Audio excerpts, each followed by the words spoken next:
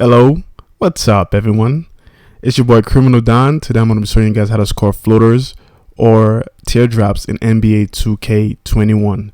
Now, the first thing I'm going to do is go to my court, and the reason for it is because I want to be able to get my badges set up as well as practice my floaters and teardroppers before I actually go in the game and utilize what I just learned. Alright, so first, what I'm going to do is go to my badges. And then look into my finishing, and there you can see at the bottom, you can see the teardropper badge. Now, if you're just starting out, you don't have it yet, just go ahead and play a few games and then use your first badge for teardropper, mainly because when you start playing games and you can make them consistently, you can get your finishing badges a lot quicker because these gives a lot of XPs when you make them. Okay, now so let's go ahead and go into the court so we can practice out these floaters right quick. All right, at the bottom left, you're gonna see a controller. The left stick is facing up, right stick is facing down. All right, now the reason for this is because you want to be jogging when you're going towards the rim.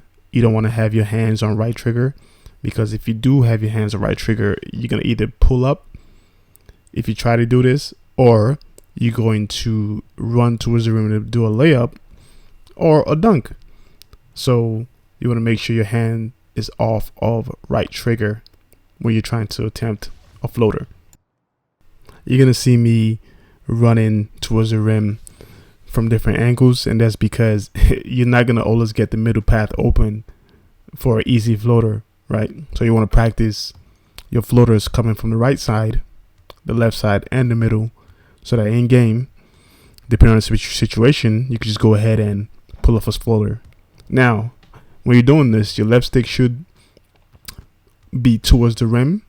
Now, in this case, if you're in the middle, your left stick will be up because you're going straight forward towards the rim. Now, if you're on the right, of course, your left stick will just be, tilted towards the left because you're going towards the rim. But you want to make sure your right stick remain on the bottom or down.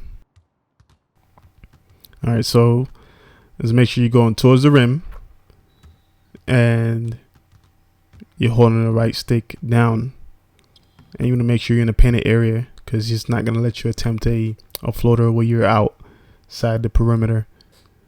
Okay, so I'm going to sit here and practice this for about probably 30 to 50 shots because practice makes perfect. And I want to make sure before I get in the game situation, I have a firm grasp of what needs to be done to execute.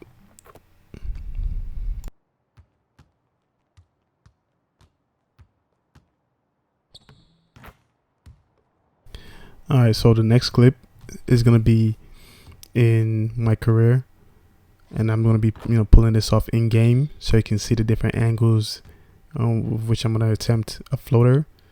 What I want you to understand is sometimes when you're going from the right side or from the left side and you do attempt a floater, it's going to look like a layup sometimes.